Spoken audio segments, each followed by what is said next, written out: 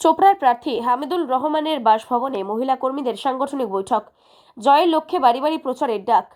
আসন্ন বিধানসভা নির্বাচনকে সামনে রেখে চোপড়া বিধানসভা কেন্দ্রের সংগঠনকে আরও মজবুত করতে মহিলা কর্মীদের নিয়ে একটি গুরুত্বপূর্ণ সাংগঠনিক বৈঠকের আয়োজন করা হয়।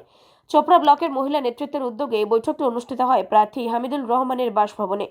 এই বৈঠকে উপস্থিত ছিলেন চোপড়া বিধানসভা নির্বাচনী কনভেনর তাহের আহমেদ, চোপড়া ব্লক মহিলা সভানেত্রী আসমাতারা বেগম এবং চোপড়া ব্লক তৃণমূল কংগ্রেসের কৃষি কর্মাধ্যক্ষ আলমারা বেগম, জেলা পরিষদ এবং সদস্য মনিকা সিংহ সহ একাধিক মহিলা নেতৃত্ব ও কর্মীরা। সভায় মূলত আসন্ন নির্বাচনে প্রার্থী হামিদুল রহমানকে বিপুল ভোটে জয়যুক্ত করার লক্ষ্যে বিভিন্ন কৌশল নিয়ে আলোচনা করা হয়। বিশেষ করে মহিলাদের কর্মীদের নিয়ে প্রত্যেকটি বাড়ি বাড়ি গিয়ে প্রচার চালানোর পরিকল্পনা গ্রহণ করা হয়। আমাদের যে সরকার যে একটা উন্নয়ন পাচ্ছে, সেই উন্নয়নের খাতিরে দল কথা দিলেন যে আমরা নামবো, আমরা কমিটি করব, আমরা টিম করব, এমএলএ সাহেবকে ভালোভাবে ভোট যাতে জিতে সেই কারণে চেষ্টা করে আমরা চলব। মহিলাগুলো কি লক্ষ্মীর ভাণ্ডারের যে প্রকল্প রয়েছে ওইটাকে হাতিয়ার করে প্রচারে নামবে? একদম, কারণ শুধু লক্ষ্মী ভাণ্ডার না, আমাদের মহিলা টিম, লক্ষ্মী ভাণ্ডার আছে, যত আছে উন্নয়নের কর্মসূচি, সব কর্মসূচিকে নিয়ে হাতিয়ার করে মহিলারা নামবেন। কারণ বললাম যে আমরা পুরুষরা যতটা পৌঁছাতে পারবো না, আমাদের মহিলারা প্রত্যেকটা 100% জায়গাতে পৌঁছাতে পারবে। তাই আমাদের দিদির যত উন্নয়নের স্কিম আছে সব স্কিম নিয়ে হাতিয়ার করে ফিল্ডে নামবেন। 1 নম্বরে লক্ষ্মী ভাণ্ডার।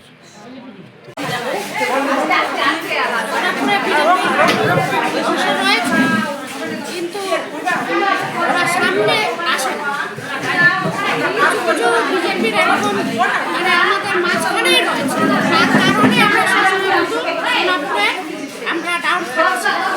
তো আমি একটাই কথা বলবো ওনাদের যে আগামী দিনে আমরা যা করেছি আমরা যেন আবার না করি। আমরা যেন সোনাপুর অঞ্চল তথা চোপড়া ব্লকবাসীকেই বলবো আমাদের প্রত্যেকটি শাখা সংগঠনে যতগুলো আমরা হয়েছি মুসলিম ইসাই আমরা সকলে মিলে জুড়ে এবার আমরা ভোট দিয়ে আমাদের বিধায়ক সাহেবকে জয়যুক্ত করে আমরা আবার বোঝাতে পারি আমাদের দিদির হাতে তুলে দিয়ে আমরা আবার চতুর্থবারের জন্য আবার আমরা মাননীয় মুখ্যমন্ত্রী মমতা ব্যানার্জিকে আবার আমরা দেখতে পারি। আমাদের মহিলাদের জন্য বিশেষ করে যে আমাদের দিদি অনেক কিছু সুবিধা করেছে, এটা আমরা যেন যতদিন আমরা মহিলাগুলো বেঁচে থাকি এই সুযোগ সুবিধা আমরা পাই এবং আমরা দিদির জন্য দিদিকে আমরা বিশেষ করে মহিলাগুলো আমরা খুবই ভালোবাসি, তো দিদিকেই আমরা চাই। ঠিক আছে, আমরা 100% চেষ্টা করব। আমরা মহিলারা তো সবসময় মাঠে আছি, বিশেষ করে মহিলা তৃণমূল কংগ্রেস। আমরা কিন্তু শুধু ভোটের সময় না, আমরা 12 মাস আমাদের কর্মসূচি থাকে, আমরা সবসময় থাকি। তার সাথে সাথে আমরা আজকে সংঘগুলোকে ডাকছিলাম। 8টা জিপিতে 8টা সংঘ আছে, মহিলা সংঘ, মহাসংঘ আছে আমাদের ব্লকে। সমস্ত স্কুলকে ডাকা হয়েছিল। আমাদের যে দলগুলো আছে, আমরা তো দল, আমাদের মহিলা মমতা ব্যানার্জি যে নেত্রী আছে, দল কিন্তু আমরা মমতা ব্যানার্জির হাত ধরে অনেক উন্নয়ন পাই। আমাদের দল কিন্তু আমরা লোন পাই, সিআইএফ লোন পাই, তার সাথে সাথে অনেক ফেসিলিটি পাই। দলের যেগুলো ফেসিলিটি আগে আমরা পেতাম না, 2011 সালের পর থেকে দিদি কিন্তু অনেক আমাদের দলের মাধ্যম দিয়ে অনেক ফেসিলিটি দেয়।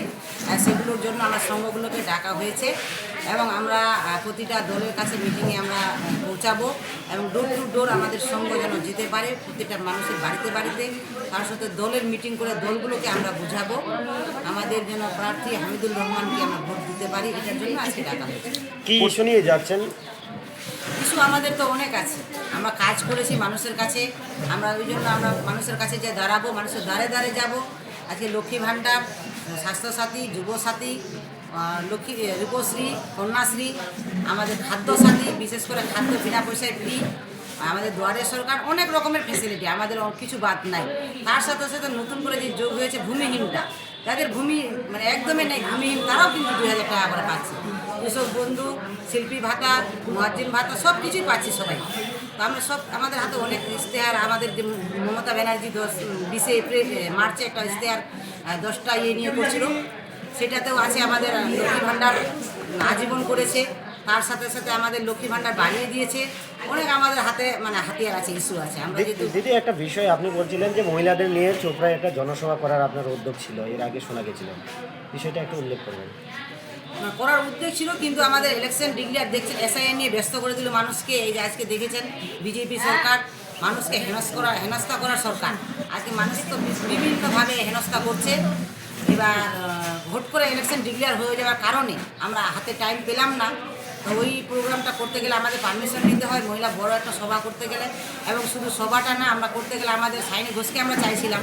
এবার সাইনি ঘোষ বিভিন্ন কাজে একটা সাংসদ আছে, উনি সাংসদেও যেতে হয়, এবার এদিকেও সময় দিতে হয়, সময়ের ব্যাপার আছে।